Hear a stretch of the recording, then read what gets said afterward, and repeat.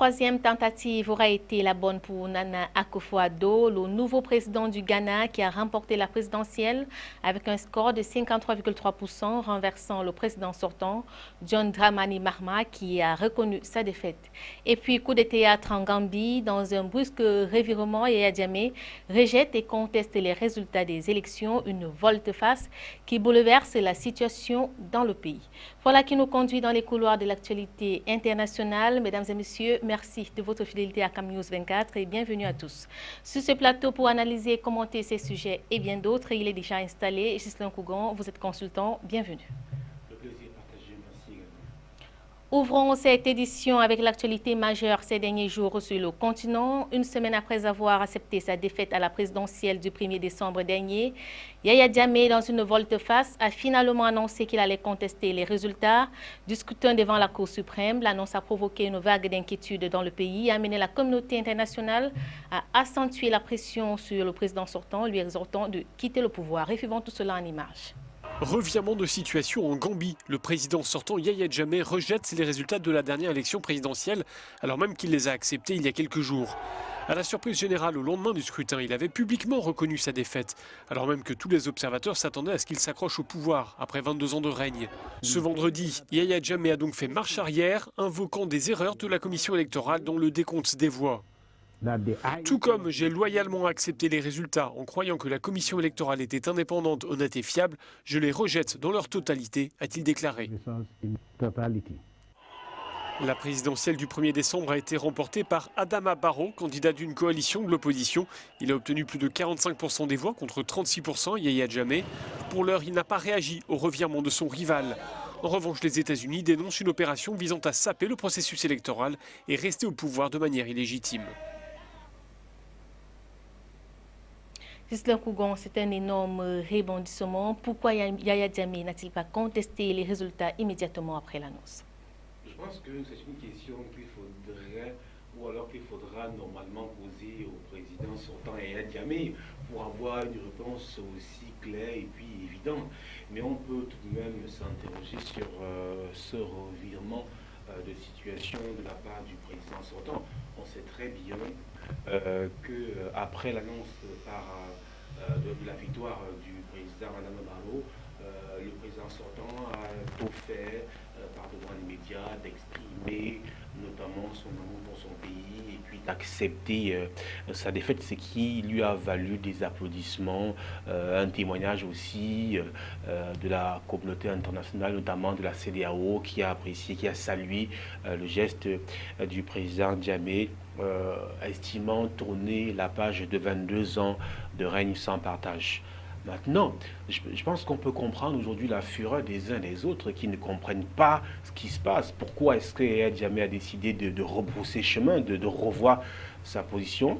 C'est qu'en réalité, beaucoup que ce soit, parce que la CEDEAO le condamne, l'Union africaine le condamne, vous avez la communauté internationale qui le condamne également. Pourquoi? Parce que tous ces gens-là avaient soif d'arriver à un changement à la Gambie. À partir du moment où ce changement est né, beaucoup ne voient pas comment, ne comprennent pas comment on peut arriver à revenir à la thèse de départ. En réalité, on peut essayer de comprendre pourquoi Yaya Jammeh change de tactique. Pas forcément accepter, mais comprendre. On se rappelle qu'il a demandé un décompte. On a recompté les voix, mais on s'est rendu compte que, contrairement à ce que Dokon a exprimé, d'ailleurs que la Cour a publié les résultats, que l'avance qui au départ était de 50 000 voix entre Yaya Jammeh et Adama Barrow, entre 227 000 et 208 000, c'est considérablement réduite. On parle aujourd'hui de moins de 20 000 voix qui séparent aujourd'hui le président sortant Yaya Jammeh et Adama Barrow. C'est vrai que la Cour nous fait part de ce que les trois candidats n'ont pas contesté les résultats et que ça ne changeait rien à l'ordre établi. C'est-à-dire que Adama Barrow demeurait président. Mais il y a quelque chose d'intéressant qu'il faut comprendre ici. Il y a que ça change quelque chose, même si ce n'est pas au niveau des résultats finaux. C'est qu'en réalité, on parle de 50 000 voix à moins de 20 000 voix. Ça veut dire que Yaya Jammeh a estimé qu'il y a peut-être un problème quelque part, que si peut-être on recompte encore, peut-être qu'au fil des recomptages des voix, il pourrait arriver à un moment où Yaya Jammeh serait vainqueur. Pourquoi? Parce que que dit la Cour? Elle dit simplement que les résultats venus des régions n'ont pas un problème, que le problème est survenu au niveau de la compilation des procès-verbaux à Banjul, la capitale. Mais à ce niveau, c'est l'explication que l'on donne. Mais est-ce que le parti de Yaya Jammeh tient cela pour crédible, pour agent comptant? Non, puisque si Yaya Jammeh n'avait pas demandé que l'on compte les voix, la Cour ne l'aurait pas fait. Et il a eu, donc, on a le sentiment qu'il est sorti grandi de ce recomptage de voix, et c'est cela qui le galvanise aujourd'hui. Je ne dis pas que c'est vrai, je ne dis pas que forcément on doit lui donner quitus, mais je dis simplement qu'on peut interroger, qu'on peut comprendre sa démarche aujourd'hui. Pourquoi il décide de ne plus être d'accord? Parce qu'après qu'on ait compté les voix, on s'est rendu compte qu'il y a eu inexactitude quelque part. On est parti de 50 000 voix à moins de 20 000. Maintenant, est-ce que c'est suffisant pour qu'il revienne sur sa décision, à chacun de voir et d'en juger? Si on s'en tient aux revendications de Yaya Jammeh, cela traduit quand même à suffisance les failles du système électoral en Gambie. Comme partout, d'ailleurs. Et je pense que parler de failles du système, ce sera un peu battre en brèche toute la témérarité, toute l'originalité du système qui a fait que Yaya Jammeh soit battu au moins au départ. Parce que vous avez le système des billes. Qui l'eût cru? Je pense que Yaya Jammeh lui-même n'avait jamais envisagé un pareil scénario. Maintenant qu'il envisage, c'est à ce niveau aussi qu'on peut comprendre qu'il a été pris sur son propre terrain. Car puisqu'il n'a pas envisagé une possible défaite, aujourd'hui, on a le sentiment qu'il ne sait plus quelle position prendre. Il a tout fait d'annoncer sa défaite, mais en réalité, avec un peu de recul, il a regretté, et à travers le recomptage des voix, il a trouvé la brèche qui lui permet de contester. Je pense qu'il s'est trop vite exprimé sur la question. Peut-être à travers les émotions, les appels, beaucoup qui ont reconnu très rapidement Adama Barrow, c'est qu'il a amené très tôt aussi à accepter sa défaite. Sauf que par après, il a forcément subi des pressions, et part et d'autre de son entourage, du parti politique, et il a relevé, peut-être qu'il avait commis une grosse bourde pour lui, et la brèche lui a été donnée par notamment le comptage des voix qui a permis de réduire considérablement l'écart entre lui et le président vainqueur qui est Adama Barrow. Le Sénégal est immédiatement monté au créneau après l'annonce de Yaya Jammeh. Comment percevez-vous cette réaction du Sénégal au vu des réactions entre les deux pays? Le Sénégal n'a même pas monté au créneau. Le Sénégal n'est pas dépositaire de la Gambie, tout simplement. Le Sénégal monte au créneau simplement parce qu'il y a un grand différent entre le Sénégal et la Gambie lorsque la Gambie était encore administrée par Yaya Jammeh. Même si on dit comme si elle n'était toujours pas administrée par lui. Je dis simplement que dans la victoire d'Adama Barrow, le Sénégal a trouvé un nouveau souffle, un ouf de soulagement pour le rétablissement normal des relations entre le Sénégal et la Gambie, comme beaucoup d'autres pays. Dans le Sénégal, dont je ne pense pas que l'émotion, que la sortie du Sénégal m'émeuve. Pourquoi? Le Sénégal est un pays souverain, tout comme la Gambie, tout simplement. Donc, on n'a pas à analyser forcément la sortie du Sénégal, sauf si le Sénégal estime qu'avec Adama Barrow, le pays gagne, alors qu'avec Yaya Jammeh, c'est le froid. La position de l'armée est un enjeu majeur dans l'issue de cette crise politique en Gambie. Et là, Ghislain Kougon peut dire que Yaya Jammeh a encore des bases solides dans le pays. Effectivement, puisqu'on sait très bien que les troupes se mobilisent à Banjul, je pense qu'il regrette, je pense qu'il est en train de regretter sa sortie. Parce qu'il a promu 250 militaires. Pourquoi il est promu? Pourquoi? Parce qu'en réalité, Yaya Jammeh est en train de s'apprêter à batailler pour garder le pouvoir aujourd'hui. Et vous avez l'Union africaine, vous avez la CEDEAO qui a même menacé de le faire quitter le pouvoir par la force.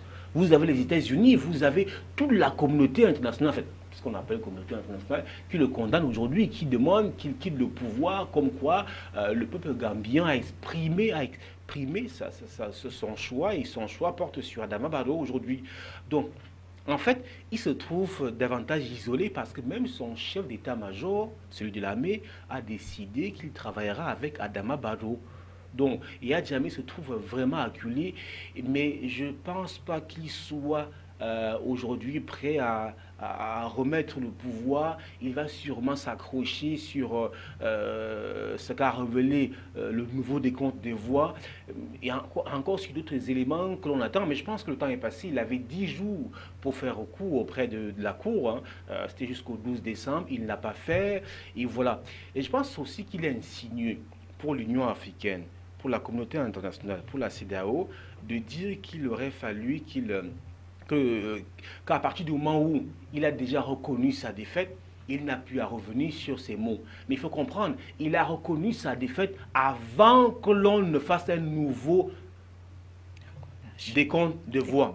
Ça peut aussi remettre tout en question. Il peut estimer que j'ai reconnu parce qu'en réalité, je n'avais pas encore de nouveau décompte. Mais après, j'ai eu certains éléments qui m'ont amené à douter. C'est la raison pour laquelle il a demandé qu'on recompte. Et au sortir du recompte des voix, je me suis rendu compte que partiellement, j'avais raison, puisque de 50 000 voix, on est aujourd'hui à moins de 20 000. Peut-être que si on recompte encore, si on regarde ailleurs, par-ci, par-là, on pourrait arriver à quelque chose. Je ne dis pas, mais je pense que pour une respiration politique, il aurait fallu que le président Yaya Jammeh puisse s'en tenir à sa première parole. Mais en même temps, on ne peut pas le condamner totalement. Je pense qu'il faut relativiser et voir dans quelle mesure, pourquoi qu'il puisse échanger avec toute la délégation et tout le monde, et puis on verra. Mais je pense quand même que pour une respiration politique en Gambie, le président Yaya Jammeh, mais là il s'agit d'une lecture beaucoup plus d'un souhait que forcément d'une raison que nous impose la lecture politique aujourd'hui en Gambie. Quelle issue pour ce recours déposé devant la Cour suprême quand on sait que cette Cour n'est plus au complexe, Langogon?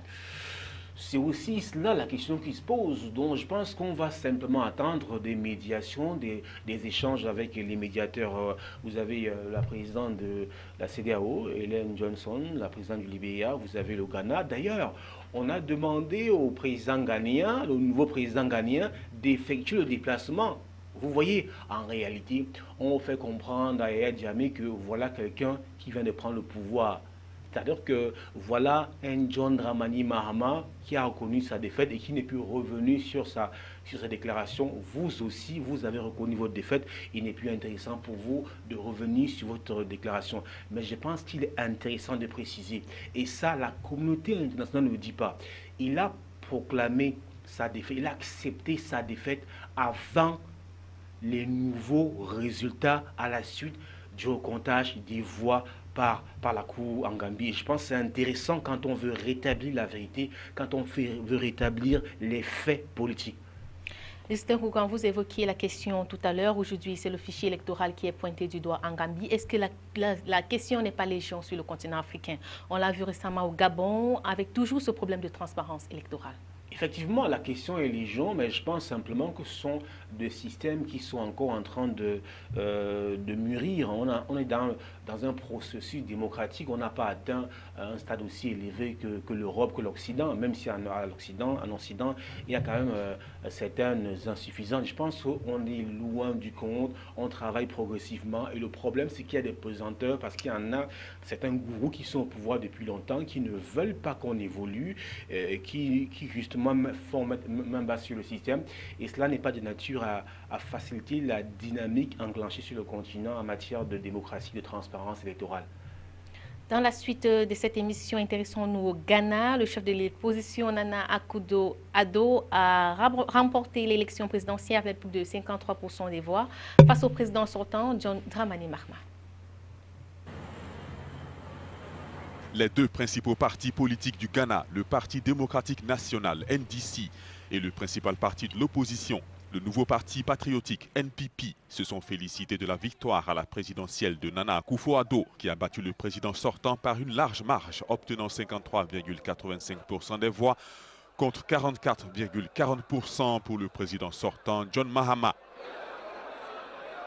Après l'annonce officielle des résultats, le secrétaire général du NDC a dit aux médias que son parti acceptait le verdict des urnes, même s'il observait quelques réserves.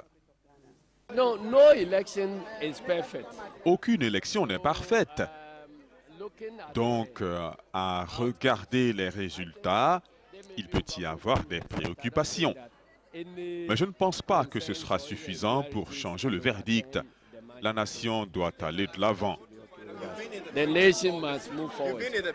Pour l'opposition, cette victoire est bien sûr un grand soulagement.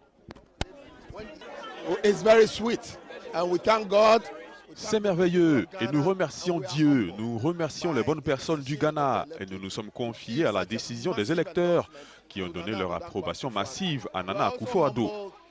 Nous sommes aussi satisfaits de l'acceptation de la défaite venant du président Mahama, qui est une grande preuve de démocratie. Le Ghana doit aller de l'avant. Aussi, de centaines de milliers de supporters de Nana Akufo-Addo ont célébré sa victoire à travers le pays. Des scènes de joie ont eu lieu à Accra, la capitale ghanéenne, avec des pro-NPP présents dès les premières heures du samedi, au cœur de la ville. Justin Kougon, c'est la première défaite électorale d'un président sortant en exercice au Ghana. Qu'est-ce qui a défavorisé ainsi Dramani Mahmat? Je pense qu'il a subi de plein fouet les problèmes économiques que rencontre le Ghana aujourd'hui. Vous avez par exemple la chute de la monnaie qui a perdu beaucoup de sa valeur. Vous avez aussi des problèmes de corruption qui minent aujourd'hui l'administration ghanéenne. Et tout cela se répercute sur la population. Quand vous avez une monnaie qui n'a plus beaucoup de valeur, quand vous avez un système administratif qui est gangréné de corruption, ce n'est pas de nature à faire prospérer un pays et cela crée naturellement le ras-le-bol des populations qui ont bien voulu exprimer leur ras-le-bol à travers l'élection présidentielle, notamment le vote. Je pense que le Ghana étant un exemple démocratique sur le continent africain depuis 25 ans, vous avez une transparence véritablement indéniable de ce côté et donc il est plus facile, plus aisé pour les populations d'exprimer facilement, très tranquillement leur courroux et c'est ce qui est fait. Je pense que aujourd'hui, le Ghana, et pour témoigner cela, le Ghana devrait avoir une croissance autour de 3,3% en 2016, ce qui est largement le taux le plus mauvais depuis, je crois, 25 ans que ce pays vit cette transition démocratique avec une alternance appréciable. Vous voyez, donc ça veut dire que ça, c'est l'année la plus mauvaise du Ghana. On peut donc comprendre qu'à 3,3%, le Ghana, aujourd'hui, n'arrive même pas au niveau du Cameroun, parce que le Cameroun, c'est à près de, je crois, 4,5 ou 5%. Pour beaucoup de pays, le Ghana qui est un baron, un grand pays sur le continent africain en termes de démocratie. Nous qui estimons peut-être que c'est la politique qui oriente les autres. Voilà le Ghana qui est une stabilité, qui est un exemple sur le plan politique, mais sur le plan économique et de la vie des populations, finalement, pointe aux dernières places. Ce qui n'est pas compréhensible par les populations qui estiment que si nous avons entretenu cet héritage politique, il faudrait qu'il y ait des répercussions positives sur le plan économique. Et ce qui peut expliquer aujourd'hui que le président John Dramani Mahama soit vomi par finalement les Ghanéens. Le nouveau président est bien connu sur la scène politique. Justin Kougon, quel est son plan? Qu'est-ce qu'il va faire étant donné qu'il est déjà à la tête du pays? Je pense qu'il va simplement essayer d'encourager les investissements, comme il a dit lui-même, réduit les charges fiscales sur les entreprises, les bâtiments, les BTP, bâtiments et travaux publics, et puis inciter les investisseurs à venir au pays, essayer de redonner beaucoup plus de souffle à la monnaie locale qui a perdu de sa superbe. Voilà un ensemble d'éléments qu'il doit... Je pense qu'il a dit lui-même qu'il allait axer son gouvernement sur l'économie. Il a d'ailleurs précisé qu'il travaillera avec, je crois, le gouverneur d'une banque ghanéenne parce qu'il a besoin d'argent. Et surtout, l'une des failles finalement du président Dramani, c'est le fait d'être allé faire un prêt de près de 1 milliard d'euros auprès du Fonds monétaire international pour relancer l'économie du pays. Vous voyez, sur le continent africain, très peu de pays voient d'un très bon œil les emprunts à un point infini que l'on fait auprès du Fonds monétaire international pour s'endetter. D'ailleurs, il a précisé qu'il faut d'abord gérer la dette. Et c'est la raison pour laquelle il espère travailler avec ce banquier pour notamment développer le pays à travers la construction des infrastructures. Vous parliez tout à l'heure du scénario très fréquent en Gambie, cette alternance politique qui n'est pas très fréquent sur le continent africain. Est-ce que les autres pays ne devraient pas s'inspirer de l'exemple du Ghana? Effectivement, c'est tout le mal que l'on souhaite au continent africain. D'ailleurs, le président ghanéen s'est exprimé parlant de ces pays, ces présidents qui s'accrochent au pouvoir, qui s'inscrivent contre le vent de l'histoire, qui s'inscrivent contre l'histoire, comme quoi on devrait laisser s'exprimer la tendance au pouvoir, la voix des peuples. Je pense que c'est intéressant pour ce Ghana, mais je pense qu'il faudrait aussi que cette dynamique politique, cet héritage politique conservé si brillamment par le Ghana soit suivi des faits, c'est-à-dire que cela puisse se répercuter dans le quotidien des Ghanéens. Et quand vous avez 3,3% pour ce qui est de la croissance, ce n'est pas quelque chose d'enviable. Et donc, nombre de pays qui ne suivent pas une alternance politique comme le Ghana peuvent se dire, bon, vous avez l'alternance politique, mais qu'est-ce que le peuple là, le le PIB c'est quoi. Je pense qu'il faut arriver à harmoniser tout cela, que vous n'ayez pas une victoire politique qui n'est pas, qui ne soit pas transcrite directement dans le quotidien des uns des populations qui sont les principaux bénéficiaires. À quoi ça sert d'avoir une alternance politique au pouvoir et puis que cela ne se répercute pas dans le vécu des populations? Mais en même temps, ce n'est pas une raison pour ne pas y travailler. Pour revenir à l'économie, qu'est-ce qui coince, Ghislain Kougan? Ce qui coince dans ce pays, c'est justement ces prêts-là, ces emprunts à un emprunt infini. Parce que quand vous empruntez de l'argent infini, vous avez les taux de majoration, vous n'avez pas un calendrier qui est établi clairement par vous. Vous ne pouvez pas décider par vous-même. Il faut donc arrêter ces emprunts. Et c'est la raison pour laquelle le nouveau président ghanéen a totalement exprimé son désaccord avec ce qui s'est passé par la suite, avec cet emprunt concédé par le président John Dramani Mahama. Il veut donc refaire les choses autrement aujourd'hui au Ghana pour que le Ghana puisse se relever, puisse jouir notamment de cette alternance politique qui traduit le dynamisme de ce peuple-là. Ghislain Kougan, nous allons aborder une autre thématique de cette édition. Désormais, au tiers de la peine de mort est abolie et les mariages précoces sont interdits. Les députés viennent d'adopter ce nouveau code pénal qui abroge celui de 1967. Concrètement, Ghislain Kougan, que sait-on de ce nouveau code pénal? En fait, ce nouveau code pénal, vous l'avez dit, abroge la peine de mort et puis interdit aussi les mariages précoces. En réalité, il s'agit, si vous voulez, une promesse, un engagement du président Idriss Déby Itno qui a décidé de tordre le cou à ce fléau de mariage précoce qui notamment sévit au Tchad. Vous avez un petit pays, 12 millions d'habitants je crois, mais vous avez 3 millions d'enfants qui ne vont pas à l'école. Alors si vous avez 3 millions d'enfants qui ne vont pas à l'école, ça veut dire qu'ils n'ont pas le temps de se cultiver. Et quand vous n'allez pas à l'école, il y a un faible taux d'alphabétisation, on parle de 34% je crois aujourd'hui au Tchad.